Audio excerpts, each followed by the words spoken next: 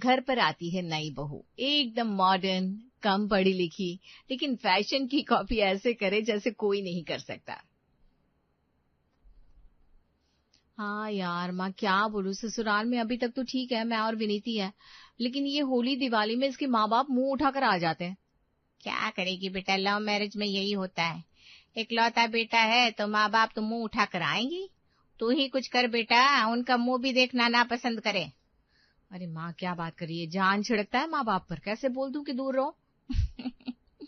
कितनी मासूम है बेटा तू, मुझे देख। मैंने कभी तेरे पापा को नहीं कहा कि तेरे दादा दादी से दूर रहे, लेकिन तेरे पापा कभी गांव झांकने नहीं गए कि बूढ़ा बूढ़ी कैसे हैं। ऊपर से मैं तो हमेशा अच्छी बहू रही। अरे वाह माँ, लेकिन ये कैसे किया तूने सब? अरे कुछ नहीं, बस दिमाग से खेल, दिमाग से। तुझे अच्छा बनने का नाटक करना है, लेकिन ज्यादा नहीं। पति को माँ पिता के बारे में कुछ बोलना मत, बस बॉडी लैंग्वेज ऐसी रखना कि सब उनके खिलाफ हो जाए, समझी? क्योंकि पति से कुछ कहेगी तो पति की नजर में गलत हो जाऊंगी, लेकिन हमें गलत करना है पति के माँ बाप को। समझ गई, समझ गई। कलेश तो होगा, लेकिन मेरे मुंह से एक शब्द नहीं निकलेगा। वाह वाह, मजा आ गया, चलती हूँ। सच्ची कहता है कोई, माँ ही बच्चे की गुरु होती है। जा जा, जीती रहे, यशस्वी भवा। तो ये दिव्या की गुरु माँ जो उसे सिखाती है कि कैसे बिना कुछ कहे ससुराल में कलेश करना है। तो अगले रोज आ जाते हैं दिव्या के सास ससुर। अरे दिव्या बेटी कहाँ है विनीत बेटा? वो ना स्टेशन लेने आई ना चाय पानी, कहाँ है बहू? हाँ पापा, उसे पता है आप लोग आ रहे हैं, तो मैं बोलकर भी गया था कि मैं स्टेशन जा रहा हूँ। पता नहीं क्यों उठी नहीं है। पता भी है कि माँ पापा थक गए होंगे, पर ना चाय ना नाश्ता। वो तो छोड़, पैर छूने भी नहीं आई, ये तो ठीक नहीं है ना बेटा। सुबह के 7 बज रहे हैं, रात भर के जगे हैं हम, और बहू अब भी सो रही है, कम से कम आज तो।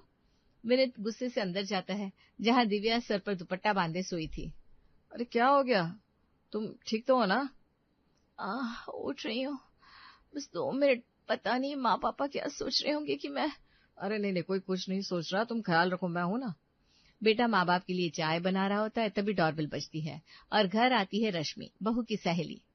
बेटा वो तो बीमार है, तू बैठ, मैं पानी देती हूँ। रश्मि के आते ही दिव्या एकदम चकाचक हो जाती है, दुपट्टा हटाकर, बाल ठीक, चेहरे पर मुस्कान। रश्मि यार, आजा, कब से वेट कर रही थी तेरा, बैठ बैठ बैठ। क्यों रे, तू तो बीमार थी ना, फोन पर बता रही थी, ये तो एकदम फिट लग रही है। अरे वो तो बस यार, छोड़ ना ये सब, तो बैठ, मैं नाश्ता बनाकर लाती हूँ तेरे लिए। दिव्या किचन से पोहा और चाय बनाकर लाती है, कमरे का दरवाजा अंदर से हल्का बंद कर लेती है। अरे वाह, इतना प्यार से नाश्ता, क्या बात है आज? यार बस तेरे लिए है, बाहर तो टेंशन का माहौल है। क्यों, क्या हुआ? सास ससुर आ गए ना, सुबह से दिमाग खराब है मेरा। अब रोज ये नाटक चलेगा, चाय बनाओ, पैर छुओ, ये करो वो करो। तो तूने क्या किया? मैं बस सोई रही, बीमारी का बहाना। विनीत खुद आकर मनाता रहा। मजा आ गया। बाहर बैठक में माँ बेटे से शिकायत कर रही थी। एक मिनट, मैं कुछ बोलना नहीं चाहती, लेकिन सुन, बहू सुबह 7 बजे तक सोई रही, हम रात भर के जगे हुए स्टेशन से आए और उसने एक गिलास पानी भी नहीं पूछा। माँ अब भी ना, दिव्या की तबीयत ठीक नहीं थी, मुझे पता है उसे कितना अफसोस है कि वे आप दोनों के आने पर भी कुछ नहीं कर पाई। आते ही सबसे पहले उसने मुझसे यही पूछा कि माँ पापा को परेशानी तो नहीं हुई ना।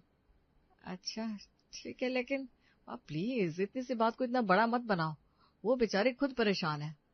माँ अंदर से कुछ कहना चाहती है, लेकिन रुक जाती है, चेहरे पर बेबसी आ जाती है। वापस कमरे में दिव्या और रश्मि गॉसिप में डूबी है। और सुन दिव्या, तू ऐसे टेंशन ना ले, एक तरीका बताओ। हाँ हाँ बताना। देख, तेरे सास ससुर का ध्यान मत रख, कैर मत कर, हल्की हल्की बेइज्जती हो जाने दे, ना खाने में पूछ ना पीने में, भागेंगे खुद ही 2-4 दिन में। अरे लेकिन यार विनीत को पता लग गया तो? अरे पागल है क्या, उसके सामने तो एकदम परफेक्ट बहू बनी रहना, प्यार से बात कर, कैर दिखा, बस सास ससुर के साथ चुपके चुपके ये गेम खेलना है। ये तो वही बात है जो मेरी माँ मुझे बोलती है, बेटा दिमाग से खेल, मुंह से एक शब्द मत बोल, बस माहौल ऐसा बना दे कि सामने वाला खुद थक जाए। हाय राम, तेरी माँ भी ना एकदम एक्सपर्ट है इस मामले में। हाँ यार, कहती है माँ ही तो होती है बेटी की असली गुरु। चल अब निकल यहाँ से, वरना ये लोग शक करने लगेंगे। दिव्या जल्दी से दुपट्टा सर पर बांध लेती है और फिर से बीमार वाला मुंह बना लेती है। रश्मि हंसती हुई दरवाजे से निकलती है। कमरे में दिव्या एक छोटे टेबल पर 2 प्लेट लगाती है, खाना परोसती है। विनीत आकर बैठ जाता है, थाली देखकर मुस्कुराता है। अरे वो मैं ये बोल रहा था कि माँ आई हुई है, तो खाना बनाना सीख लेना उनसे। ये क्या सूखा सा खाना, गटका नहीं जाता यार पानी के बिना। वैसे तबीयत कैसी है अब, ठीक है ना? हाँ, बस अपने लिए और तुम्हारे लिए बना लिया थोड़ा सा। मुझसे तो आज खड़े होकर रोटी बनाना भी मुश्किल हो रहा था, सिर बहुत भारी लग रहा था। माँ से फिर सीख लूंगी खाना बनाना। अरे नहीं नहीं, ये भी अच्छा है, और तूने इतना भी बना लिया बहुत बड़ी बात है। आराम करना चाहिए था तुझे पूरी तरह। अरे पर तुम्हारा तो खाना बनाना ही पड़ता है ना, भूखा कैसे भेजती ऑफिस। पर माँ बाबूजी का नहीं बन पाया मुझसे, सच में हिम्मत ही नहीं थी।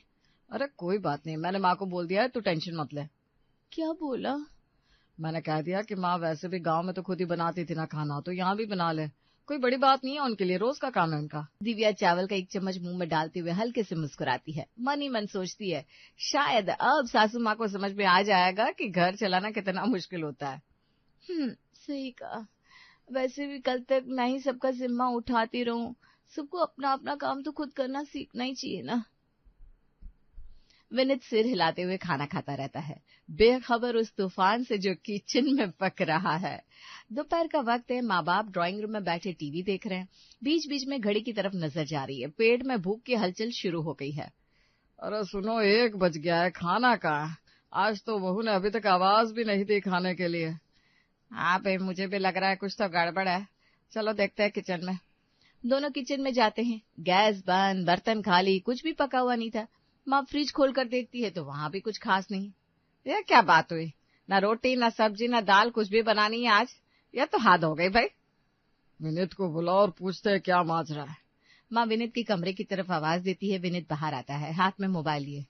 अरे बेटा, ये क्या तमाशा है? दोपहर हो गई, घर में खाना नहीं बना, हम दोनों बूढ़े लोग भूखे बैठे हैं। अरे माँ, दिव्या की तबीयत ठीक नहीं है, आज सिर दर्द हो रहा था उसे, इसीलिए लेट गई है। तो ये बता, हम क्या करें, भूखे रहे क्या? अरे इतना परेशान क्यों हो रहे हो? वैसे भी तो माँ आप गांव में खुद खाना बनाती थी ना, तो यहाँ भी बना लो, कोई बड़ी बात नहीं है। माँ विनीत की बात सुनकर एक पल को चुप हो जाती है। चेहरे पर हैरानी और गुस्सा दोनों झलकते हैं। अच्छा, तो कह रहा है तो बना लेंगे, पर याद रहे जो बनेगा अपने मन का बनेगा। ससुर माँ की तरफ देखते हैं। दोनों की आंखों में एक इरादा साफ झलकता है।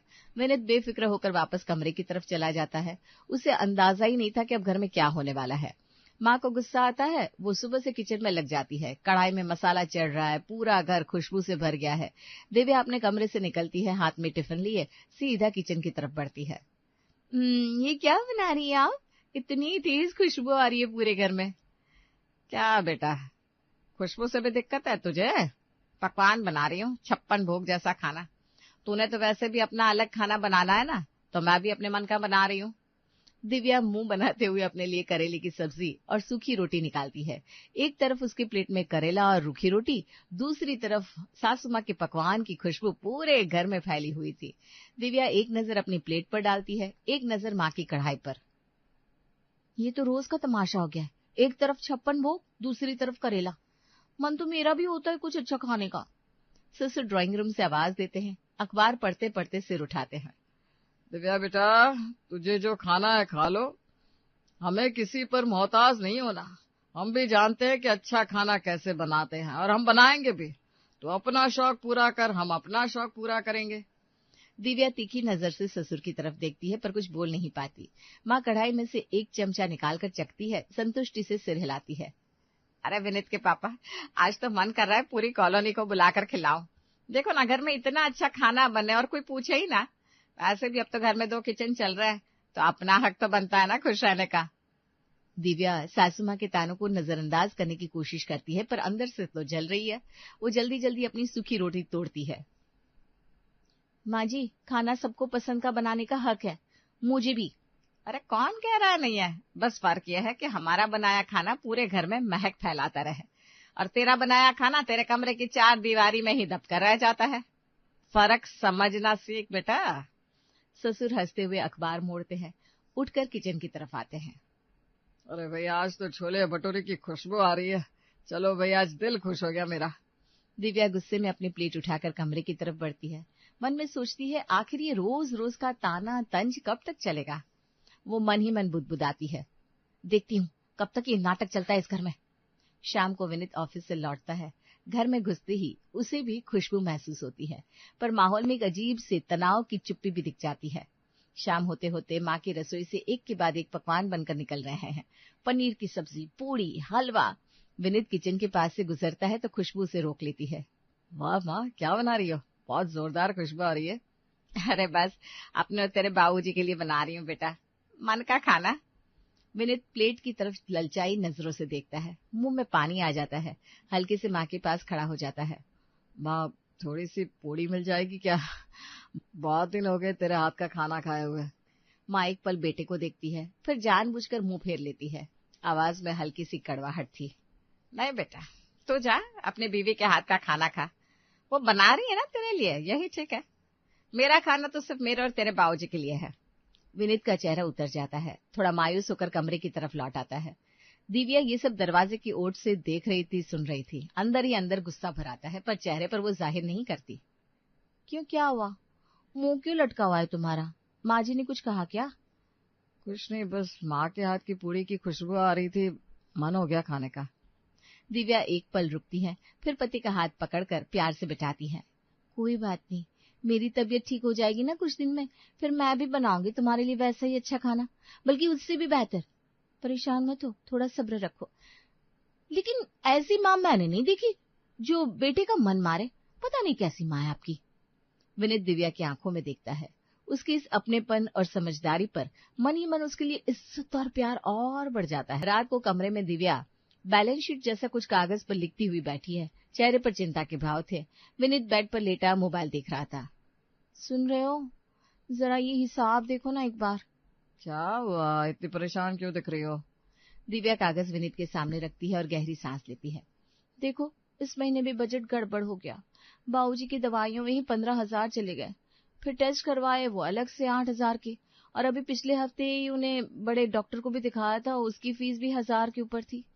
हाँ, तो अब बाबूजी की उम्र है, हेल्थ का ख्याल तो रखना ही पड़ेगा ना। अरे मैं कब कह रही हूँ मत रखो, पर मेरी भी तो कुछ जरूरतें हैं ना विनीत। पिछले महीने मन था पार्लर जाकर हेयर ट्रीटमेंट करवाने का। बाल बहुत खराब हो रहे हैं मेरे, झड़ भी रहे, पर पैसे बचाने के लिए मैंने वो भी टाल दिया। विनीत हाथ से कागज लेकर ध्यान से देखता है। चेहरे पर हल्की उलझन आ जाती है। अरे यार, तो तूने पहले बताया क्यों नहीं? करा लेती ना। कैसे कराते, घर का बजट देखो, हर तरफ बाबूजी की दवा, माँ के लिए राशन, टेस्ट, डॉक्टर, मेरे लिए तो कुछ बचता ही नहीं है।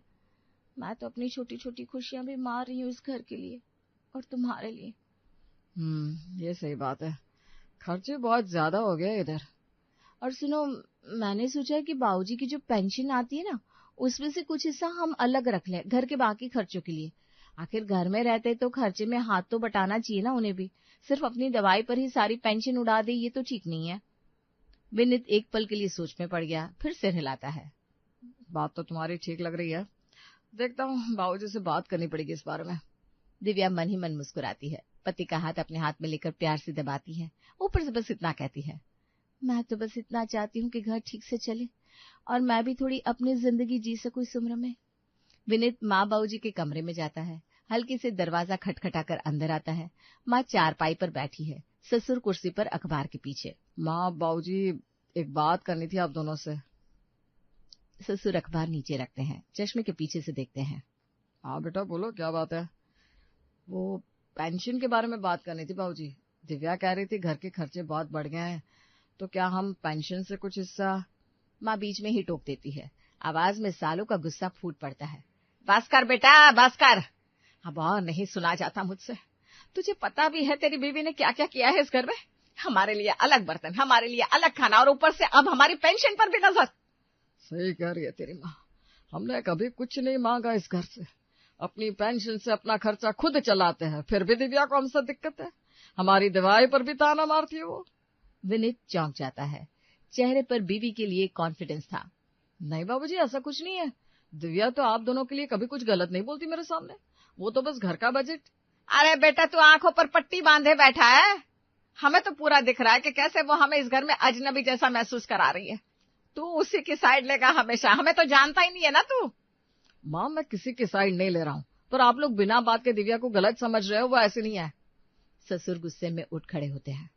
ठीक है बेटा, तू नहीं मान रहा तो जा अपनी बीवी के पास, हमें कुछ नहीं चाहिए तुझसे। विनीत कुछ कहने की कोशिश करता है पर माँ हाथ उठाकर रोक देती है, मुंह दूसरी तरफ कर लेती है। विनीत निराश होकर कमरे से बाहर चला जाता है। दूसरी तरफ दिव्या अपने कमरे के दरवाजे की दरार से सब सुन रही थी। विनीत के जाते ही वो हल्के से मुस्कुराती है, खुद से बुदबुदाती है। बस इतना ही तो काफी है। जब पति इतना भरोसा कर ले अपनी पत्नी पर तो दुनिया की कोई बात उसे हिला नहीं सकती। हाँ, अब बस वक्त की बात है।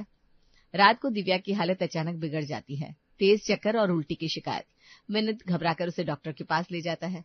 कुछ घंटों बाद दोनों लौटते हैं। विनीत के चेहरे पर हैरानी और खुशी दोनों थे। माँ बाबूजी, एक खुशखबरी है।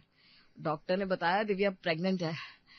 शुरुआती दिन है, इसलिए उसकी तबीयत इतनी खराब रहती थी। चिड़चिड़ापन भी इसी वजह से था। माँ और ससुर एक पल को चुप रह जाते हैं।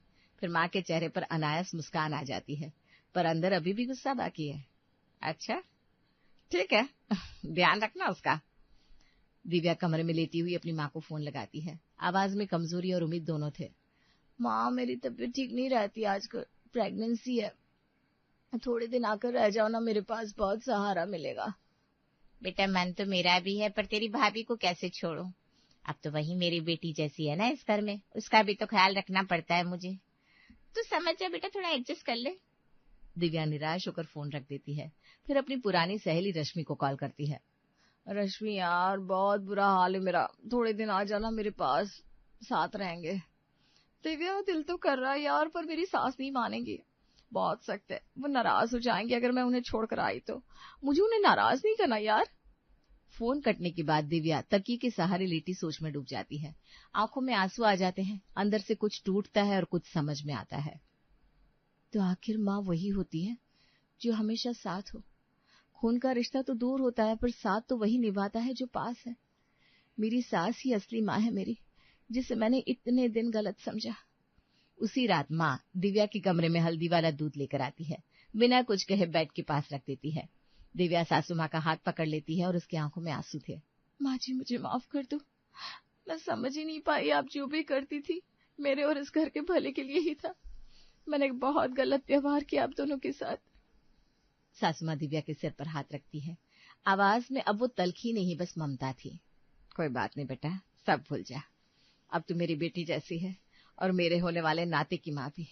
अब बस आराम कर, बाकी सब हम संभाल लेंगे।